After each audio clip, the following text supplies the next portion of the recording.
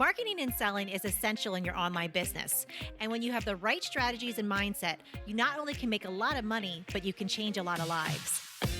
Welcome to the Online Marketing Podcast, where we help course creators, membership owners, and coaches market and sell their offers. We're your hosts, Paul and Melissa Pruitt. Let's dive in and get started. Welcome to our special membership site interview series, where Paul and I interview successful online entrepreneurs about their membership sites, talk a little bit about marketing and selling, and learn a little bit more about their entrepreneurial journey. So today we are talking to Crispina Ffrench, and Crispina has a really interesting membership that we hadn't heard of before, which is all about recycling and upcycling. And she's so passionate about this cause. You could definitely tell that throughout the interview. And what's amazing too is that she's taken her passion and it allows her to not only make an impact on the world, but also the lives that she's touching through her membership. So listen to today's episode because Crispina has a lot to share, especially about getting started no matter where you are in the journey. And of course, having fun with the membership. That's very important to her. And Paul and I 100% agree on that. So let's go ahead and dive into today's episode. Super excited today that Crispina, we have you in, and we are in similar circles and get to see you chat, and we go back and forth and brainstorm and mastermind all the time. So it's a true honor to have you on the show today. Yes. So what we would love to do is just start off by hearing a little bit about you, your journey, what you do, because just looking at some of the information that you're sharing with us about your business, it's so interesting and I think very much needed in today's world. So tell us a little bit about it. Thank you. Well, I'm so happy to be here. I really appreciate just being here with both of you. So I started a business when I was in college in 1987. And honestly, I had no idea that that's what I did. Took me a few years to be like, oh yeah, this is a business. And when I was graduating college, I went to art school in Boston and everybody was trying to figure out what the next step is. And I thought, well, I'm already making an income, so I think I'll be able to spend more time doing this. And literally 2 years after I graduated from art school, I had 40 employees. I had never taken a business class in my life. Both of my parents are artists. We were all just like, oh my God, what, I worked for a guy who had a gallery for a couple summers during college. And he said, well, as long as the money coming in is more than the money going out, you're doing it right.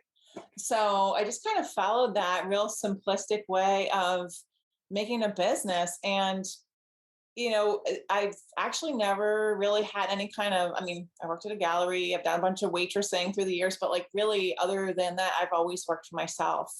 And in 2021, I had kind of a major pivot in that I make blankets, I make home goods, blankets and rugs, as well as clothing and a little line of stuffed toys out of recycled clothing.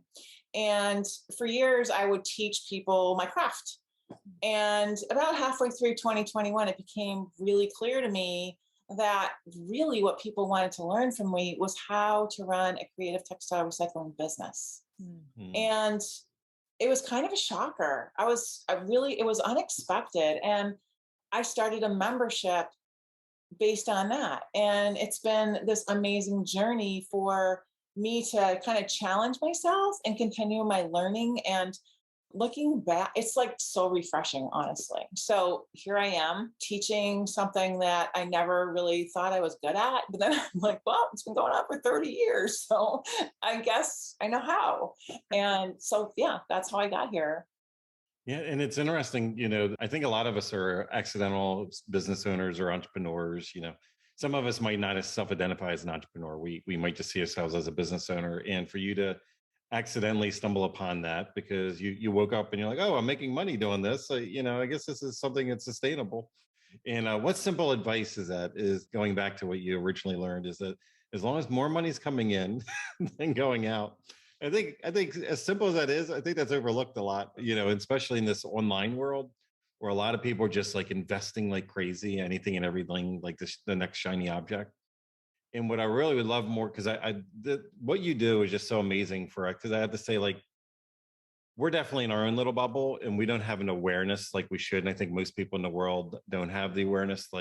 Melissa and I binge on documentaries on Netflix and several other services. And whenever we stumble upon one that's fast fashion and we see all the waste and we see all the like the craziness and the impact, environmental impact it has in like local countries and societies and everything, and like the just the living conditions that people are in that are actually at those factories and everything.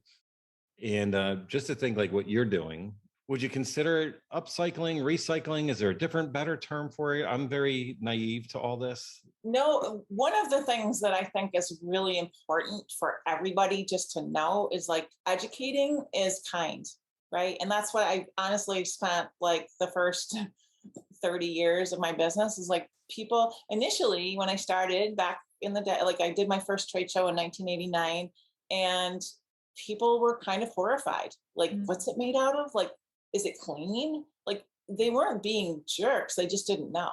Mhm. Yeah. So when you ask if it's recycling or upcycling, I've always used the term recycling.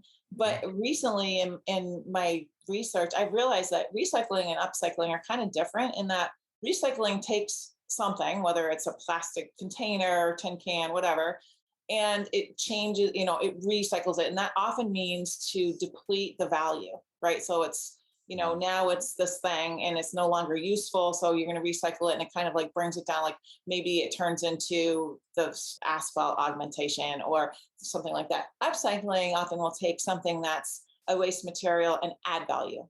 So Mhm. technically speaking, I'm an upcycler because Mhm. I take old clothing and textile waste from manufacturing companies and I add value so that it can turn into a saleable, marketable product that is, for me, it's important that it's useful, not just Mhm. decorative. Yeah. So you said that your parents were artists, but then you went this opposite direction of being a business person.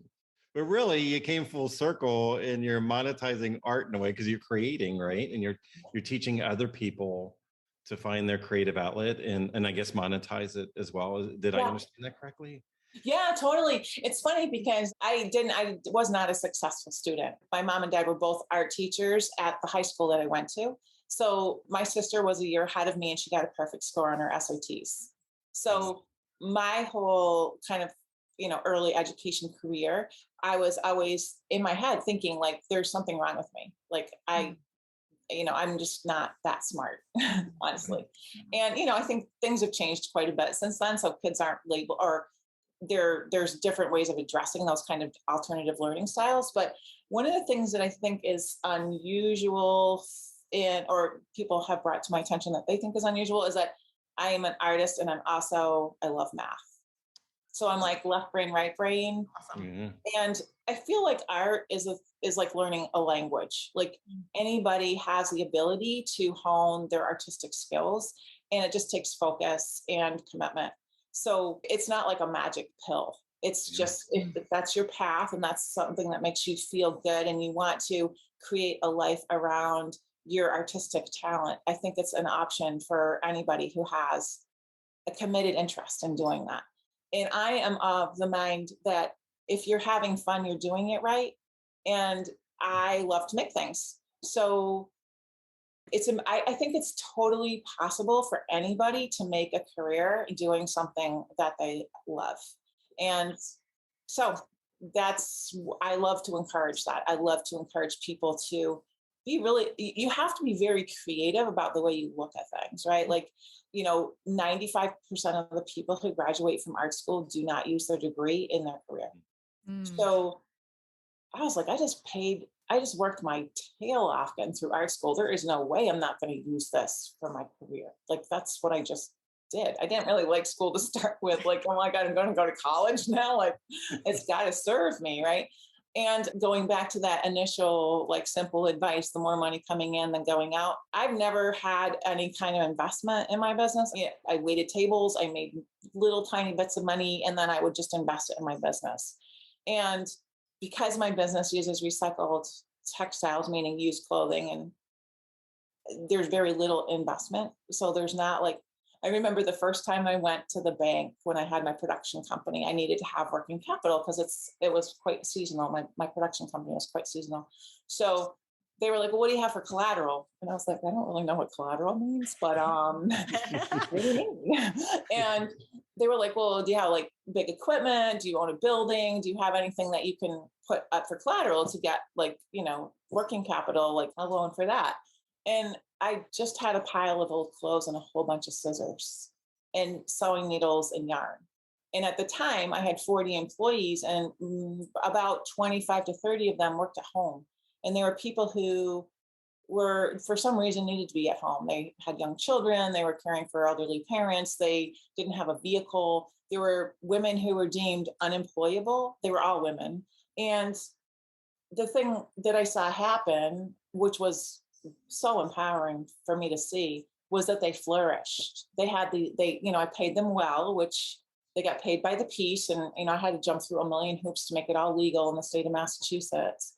And I saw people go from turn into butterflies, honestly, just never thinking that they could ever earn a living, and then earning a living doing something creative that they loved. That's kind of what stuck with me. And that's why I'm so passionate about really encouraging people to don't doubt yourself and know, of course you can do that. Of course you can build a business doing something you love. So Gosh, I can feel the passion, and just it's so amazing. And what I would love to do too is ask you more about, because you were doing this in person and then you switched to like an online presence with this. So can you tell us a little about that transition and that launch and what that was like and what the experience was like for you? Sure. So I actually started doing online teaching before the pandemic, which I think gave me a real kind of leg up. So I was familiar with the technology that we are all familiar with today, the Zoom and the Calendly and all the kind of platforms. And so I started doing that because, I started my business very young, and I have a son who is, he was born in 1992. So when he was young, I was a single mom. And I would just bring him with me to I did 12 trade shows a year, and I just truck him along with me. And it was a lot for both of us. It was a lot just, remembering, did I pack all his stuff? Anyway, so when I got married in 2003, and I have two teenage girls, and when they were born, I was like, I don't really want to do that again. I don't really want to have to travel with kids and, pull them out of their schooling and, have them in hotel rooms, God knows where, whatever city. So my husband and I just kind of okay, well, what can we do that will be different, that will encourage you, enable you to continue doing what you love, but how can we change it up a little bit?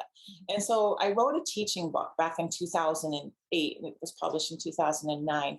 And from that point, I started teaching in person, and there was a lot of people who couldn't figure out how to get to wherever I was, it's expensive to travel and leave their families, right? So that's kind of what prompted me to dive into the online teaching world.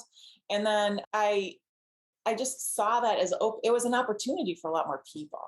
One of the things I love about what I do is there isn't a huge investment.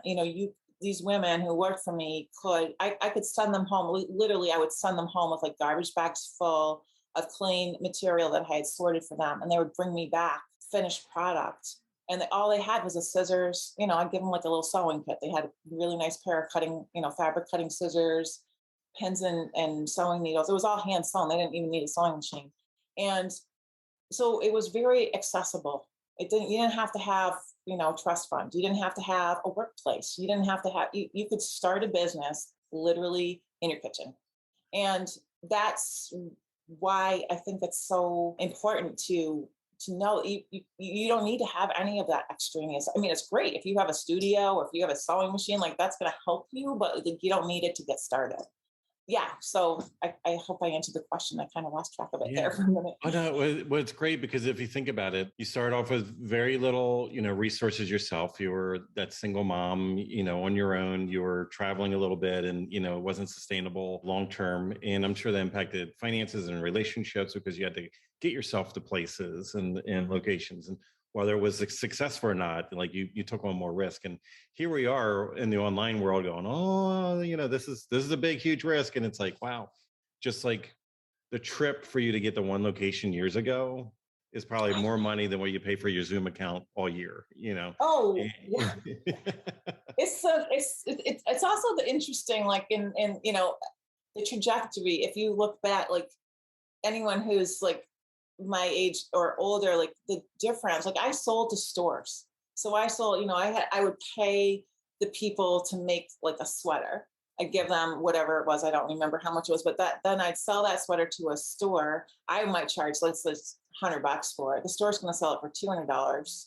So there's all these kind of like incremental increases, right? So now you put it on Etsy, they charge 3.5%, and it makes your product more attainable.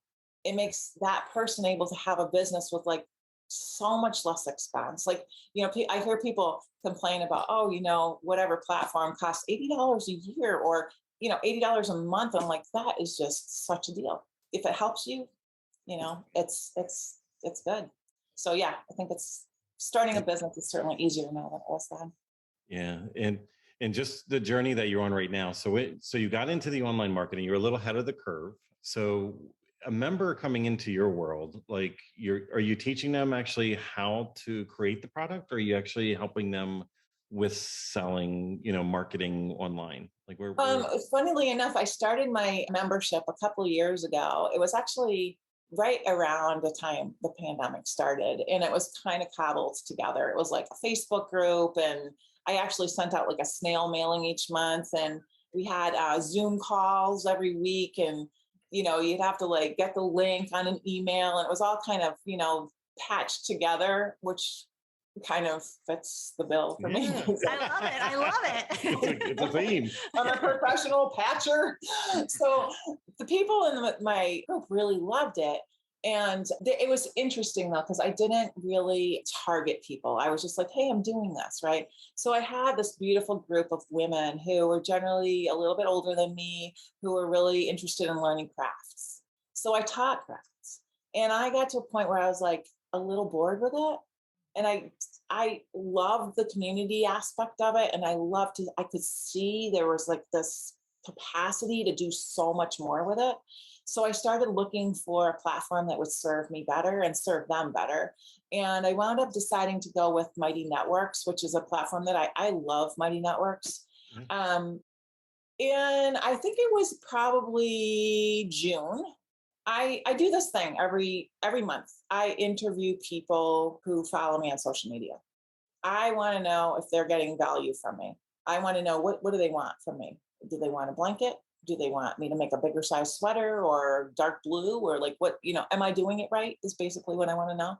And I've done this for a very long time. And it also is fun because especially in isolation, you can probably tell that I love to chat with people.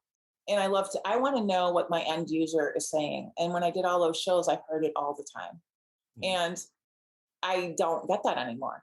So I interview anywhere from like 3 to 7 or 8 people every month. And I just put on my social media like, hey, can you, what styles sweaters are you wearing this season or whatever? And if you have, 20 minutes to hop on a Zoom with me, I would love that. And I generally, there's more people say yes than I can accommodate, but I just kind of randomly choose people.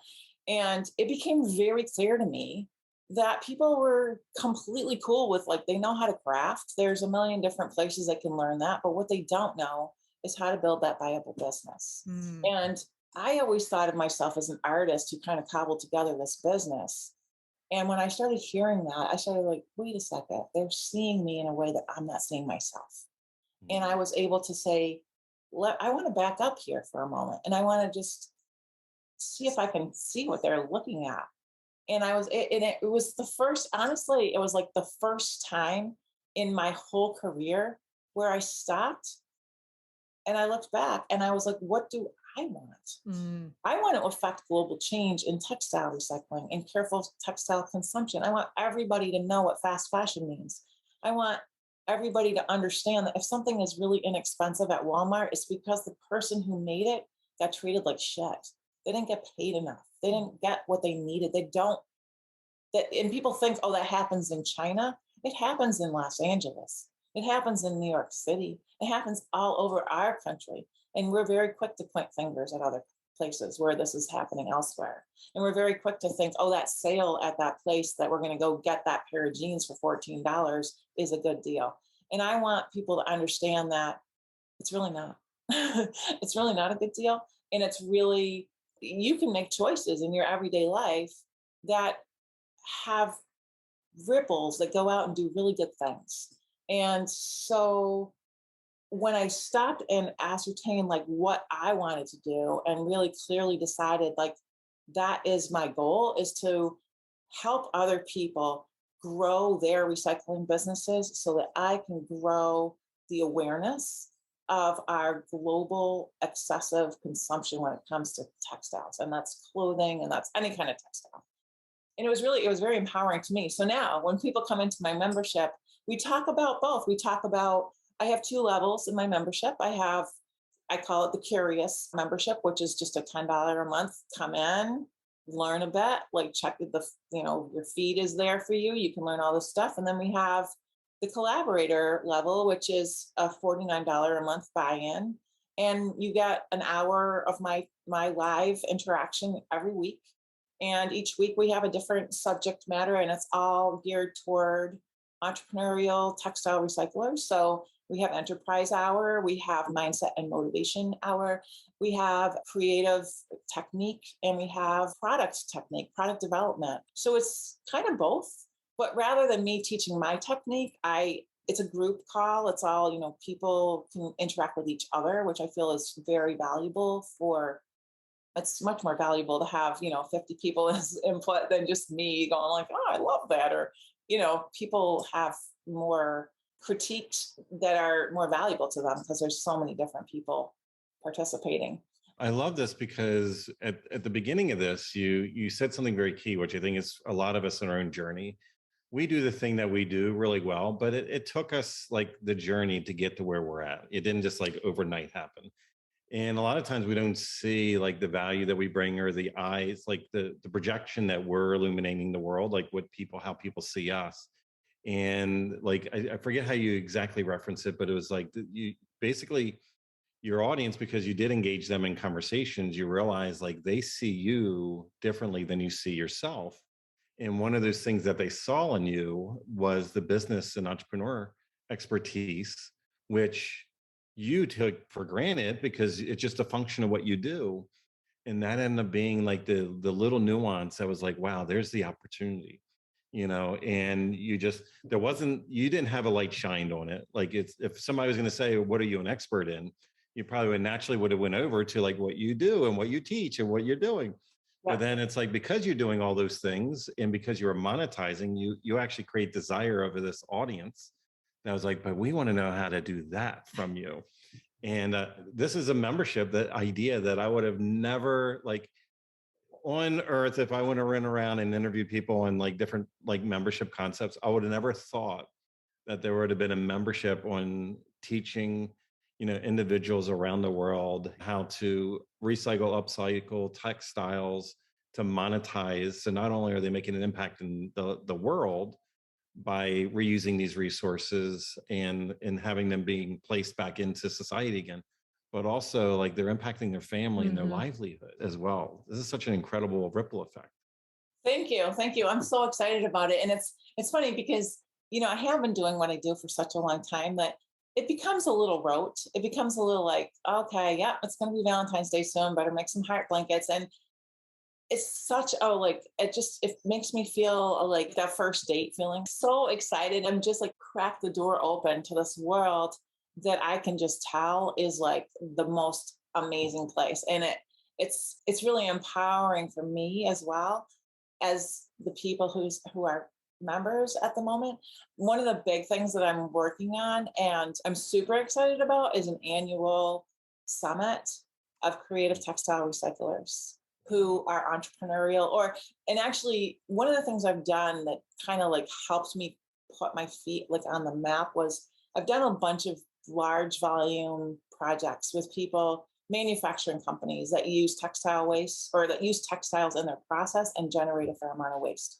The first project I ever did was in 1995 with Patagonia.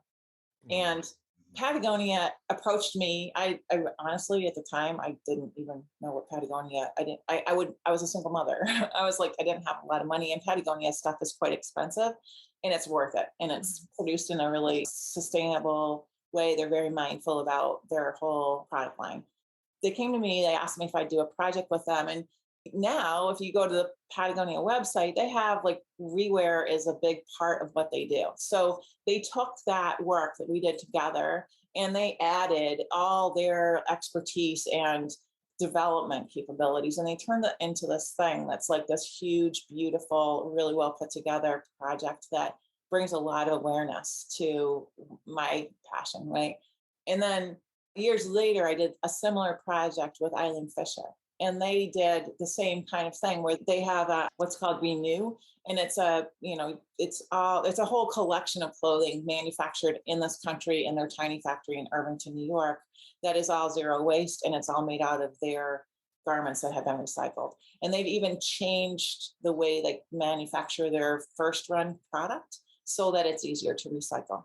So those kinds of projects are ways to, both of those companies promoted those lines that they do, and were able to help me kind of grow my business, and other manufacturing entities are more aware of who I am and what I do based on those projects. So that's kind of a nice way to kind of bring that artisanal kind of craft-based business into a larger scale where you do have more volume, you have a louder marketing effort, and it's a nice match between the two. And it's great to see that you saw those as opportunities of growth. And it's like, for a lot of us, like the thing that we know and we do really well, sometimes we're very selfish. Like we don't want to share that knowledge and wisdom, so we keep it to ourselves. But at the same time, we're like, oh, we want to make an impact. And it's like, well, we can only do so much if we don't put our tentacles out into the world, and empower others, like we're really restraining, we're throttling that opportunity. So it's just so blessed that you had those opportunities and you leaned in and you seized the opportunity. And then because of that, the ripple effect gave you that social proof, gave you that authority that this other group that's coming around you these days, and it sounds like again, just rewinding back. I think a lot of people think you just wake up and you're an expert and you have the authority to be talking or teaching on a thing. But it really was the road that you traveled back when you started out, and was just the scissors and the metal. I don't even know what to call all the things. Like I want to say a thimble, but I'm going to be wrong. And I'm going to be no, it was. It's like a sewing kit. It's like a grandma sewing kit. Like that's I'm going back in my home ec class back in middle school. But it's just something like just the beautiful echo effect that actually happens throughout the entire process. I'm just curious that if you were to go full circle and you were going to go back to that version of you way back when, before you had this claim to fame and this membership and the people that you serve and everything, if you were to go back and rewind, has there been any major lesson or perspective that you gained, experience that you could tell your younger self? Yeah, I think the thing that I really value is I stopped, like the month of January for like the last 3 or 4 years, I just stop and I look at, what do I want? What do I want? Like there was a long time when I had my production company, I had 40 employees for 22 years. I didn't think I could stop. I couldn't figure out how to stop. I couldn't figure out, it was hard. I worked so hard. I was like always, always, always working. And, I mean, I also parented my son really well, and he wasn't like a second thought. He was definitely priority before my work. But I would allow myself that time to think about what I want, and then if I need to change direction or reassess something, that it's possible to do that. Like you don't have to just keep going. And I didn't know that, and I didn't consider the options because I didn't really think about there being options. I just worked. And that is something that I think maybe was that way because I started working as such a young person. And I never, I didn't have that class that was like, oh, you look at your numbers at the end of the year, and if there's something you want to change, you change it. I was just like, those are my numbers. Okay, let's go back to work. Like not really thinking about what is serving me as a person on the planet. I'm glad you brought that up because I think sometimes we forget that we are the boss of our business and that we get to decide what we want and how the business serves us. And like you said, like you woke up and it's just like, oh, I don't want to necessarily do that anymore. Let's figure out a different way. Yeah, totally. And it's interesting too, like when Paul, you were mentioning about how like sharing your knowledge. One of the things that happened with my business is that, first of all, when I started, I thought anybody could do this. Like, all you got to do is go to the Goodwill and buy yourself a bunch of clothes and a needle and thread and like a pair of, you just go do it. Right. Well, a lot of people would people would come into my booth and they go, "Oh, that's really cool. I think I could do that." And I'd be like, "You probably could," And realizing later that they could try, but they're not going to make stuff that looks like mine, which is why I started teaching. But I got knocked off a lot. So like companies, like big companies with big catalogs, I'd like flip through. I mean, I sold to a lot of big companies, but sometimes the price point was an issue or whatever. They'd knock me off. And I didn't really have a lawyer. I was always operating by the seat of my pants. So I would write letters to them and say, "Hey, I noticed that you have a sweater that looks exactly like the ones I'm selling. And I'd really, please don't sell them." Like I'd make up my own cease and desist letter. Yeah. And it always worked. Like it did. Like, I don't know. I would say, if this is something that you need my lawyer to talk to you about, I will make sure that happens. And I never had to go that route. But as I kept working toward, I thought, I could spend a lot of negative energy on taking these people to court and, give me your money, whatever money you made. And I thought, what, I really don't have time for that. Like, I'd much rather spend my time focused on things that bring me joy rather than drag me down. And if you want to make a sweater that looks just like mine, let me show you how it's done. And you can pay me to tell you how to make a sweater. And that's it kind of worked out well, because people then, like, if you go on like Etsy and even if you just type it into Google, like, recycled wool sweaters, you will see literally hundreds of thousands of people who directly or indirectly have been influenced by my work. I think that's awesome. You know how many sweaters they recycled doing that? A lot more than I ever could. And so that's how I feel like that's an option for everyone. Like, you don't have to fight. You can just be like, "Cool, you want to do that? Okay, just let me say that it is actually my thing. So if you want to use it, you can, but you do have to either credit me or you have to somehow, it has to come back and shine light on me." And people have been really happy to do it. Like, they're excited to have the opportunity to sort of collaborate, if you will. Yeah, I think collaboration is definitely key these days, even more so because of social media and crossover of audiences. And it's great that you have that abundance mindset that it's like, hey, at least attribution, like something that shows, gives credit, maybe potentially a link back. And I think a lot of us, we could grow even faster because, again, it's those tentacles in another way from an influence standpoint. It's great that you did that, because otherwise you could have went the proper legal route, like you said. And I always love the scary letter, that back when I used to own my real estate company, we had to have the lawyer actually send some of those out from time to time to just jolt people a little bit. So it's interesting that you being creative and, thinking outside the box and being resourceful is that you came up with your own version of that at the time. Now, if just kind of wrapping in on this, that if we were to challenge you and you have all the knowledge and expertise that you have, and we were able, if we accidentally hit the reboot button on your business right now, and you were limited to only $500 that you can invest in any type of online marketing, how would you use that money? That's a really good question.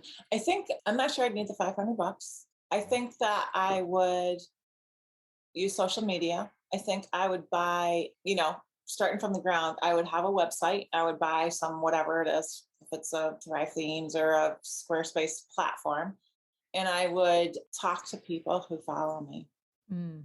I mean, you're talking to somebody who started a business with like $1,500. Yeah.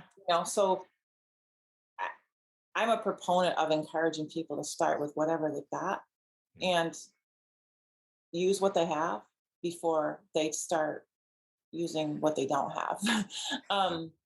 So yeah, I think it would be, I personally feel like it's completely doable. I mean, there's people who, it's doable. You can start a business with $500 without question. And I think the social media is important. I mean, more than money, the thing that's important is time, right? Like, where do you spend that time? Like, for me, it's still a challenge, right? Like, I always have more ideas of how I'm going to spend my day than I have time to do those ideas. So, you have to prioritize what is going to bring you the most important connections, right? And it's all about connections.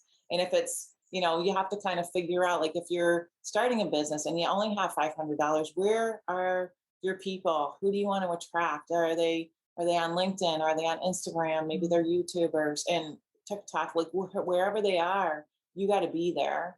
And you also have to be able to resonate with them, right? You have to be able to prove, imagery is so important. Imagery is so important. Like it's, so then that's what you're thinking about. So maybe a camera is important. Maybe, like my setup to be with you today, I have like a little webcam that gives a nicer image than your typical like laptop computer or whatever. So those are the things that are, one-time investments that are going to serve you for, however long you need them, microphone, like that kind of thing. I don't think that there's a lot of outside stuff that I would need to purchase. Yeah. Yeah. And the thing too, people say to me, which kind of answers your question too, is like, are you going to run out of material? No, actually, we're not. I'm never going to run out of garbage. And what? I want to bring this full circle because we challenge you on, like, if you had to start over, like, where would you be? You know what's really interesting? You had the successes you have right now, and you're also creating relationships and having these conversations on a monthly basis with the people that you're attracting still, like right now. Yeah. And I think that's a very key distinction there, is that never be too busy to develop the next relationship, have the next conversation, because that does cost the time, but there's no financial exchange typically. And you're so plugged in, like, even though you have all this years of experience of what you do so well, you still are listening to those that you serve. And I think that's so important. I didn't want to skip over that. Thanks. Yeah. Thanks. Yeah. I find it to be, it's inspiring to me too. It serves me. Like, it's not a one-way thing. Like, I always think that too when I teach in person. I walk around and teach a workshop and everybody asks me questions, and I love to teach. So I'm always, answering, like it's a lot of energy going out. And at the end of the day, I go back to wherever I'm staying and I'm like, I learned so much. Like, I learn, if not more than I teach. Like, the questions that come in, the colors people are using, what people are drawn to, like all of that is just food for thought and like fodder for future offerings, right? Like, it's always just to pay attention to what the incoming information is, Yeah. Wow. So, Crispina, I'm just curious that if any of our listeners or people that might be watching on YouTube wanted to find you, reach out, maybe even check out your online presence with your membership, anything that you want to provide or tell them about? Sure. Yeah. Depending on when people are connecting with this episode, you can look at my website. Is my first name. It's Crispina, which sounds like a breakfast cereal, .eco. So it's ECO. You can get there by crispina.com too. And that'll give you lots of information about any kind of events that are coming up. I do a live every week on Tuesdays. I do a live on Facebook at 11 o'clock in the morning, Eastern Standard Time. And we talk about all things textile, recycling, upcycling. There's lots of ways to reach out. It's all right there on my website.